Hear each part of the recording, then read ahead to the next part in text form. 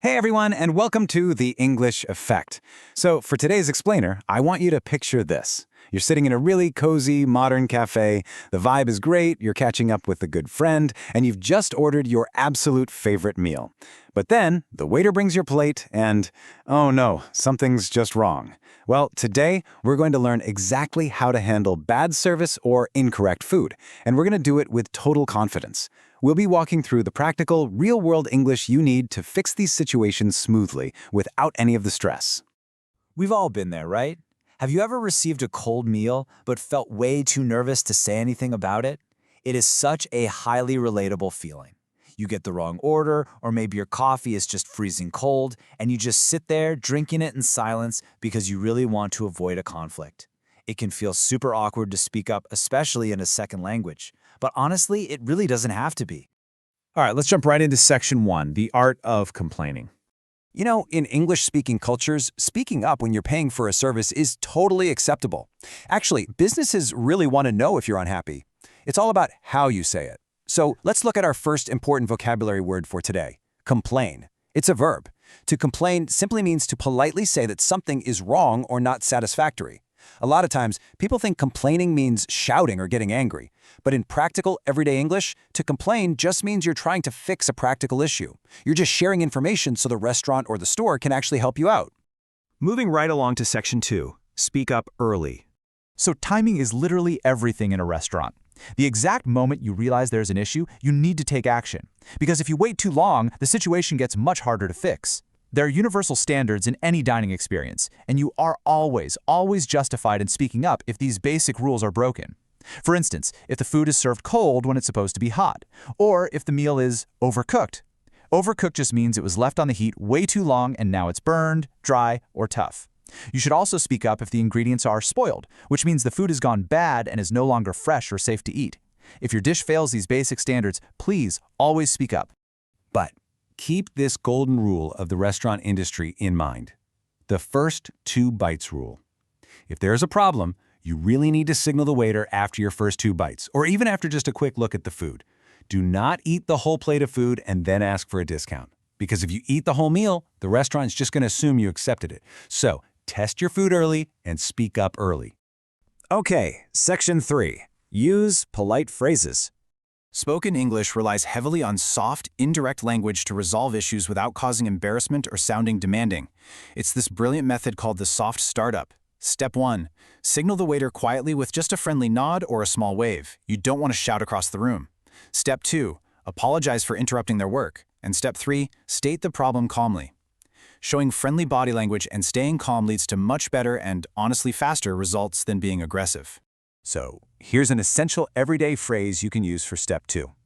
I'm sorry to bother you, but let's quickly learn the word bother. To bother someone means to interrupt them or take up their time.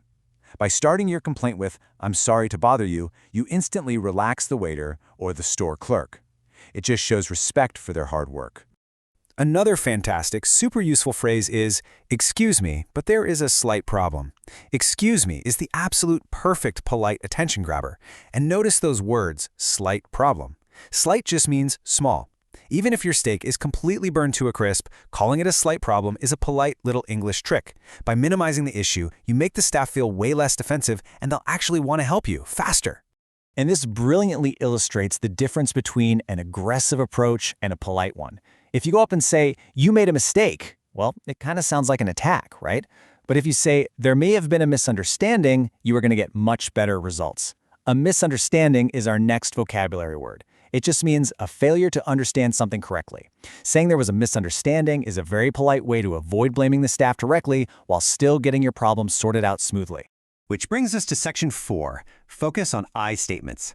In our daily communication, it is incredibly powerful to express your own feelings rather than attacking the other person. Take a look at this comparison. Blame says, you overcooked this steak, but personal focus says, I feel this steak is closer to rare. Do you see the difference there? Using phrases like I feel or I think completely removes the accusation. Look, it's totally natural to feel frustrated, which just means feeling annoyed when things go wrong. But expressing it with I statements makes the person listening so much more cooperative. When you use these calm, I-focused complaints, you're ultimately aiming for a resolution. Resolution is a noun. It means a successful fix to a problem. In a restaurant setting, a good resolution usually means they quickly bring you a fresh, hot meal, or they fix the issue with a smile. But what if the meal is just a total disaster? Well, that brings us to this word, refund. A refund is money given back to you when you are not satisfied. If a premium meal is completely ruined and you just can't eat it, it is perfectly acceptable to calmly ask the manager for a refund or maybe a discount, which is just a price reduction on your final bill. Now for Section 5, the service recovery paradox.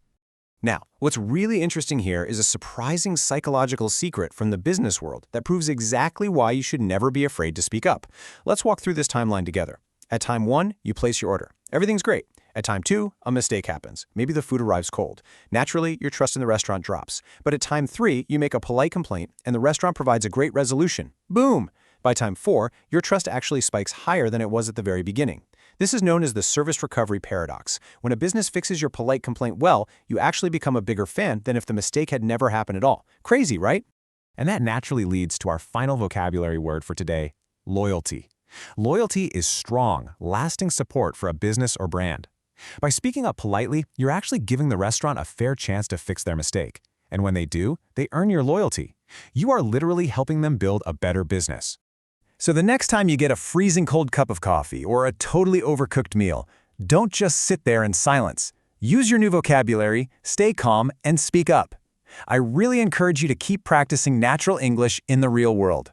If you enjoyed this explainer, please go ahead and like, share, and subscribe to The English Effect. And before we go, I really want to hear from you.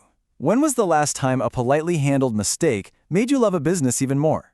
Join the conversation down in the comments below. And hey, try to use one of today's vocabulary words, like complain, frustrated, resolution, or loyalty, in your answer. Thank you so much for hanging out and learning with me today, and I'll see you in the next explainer.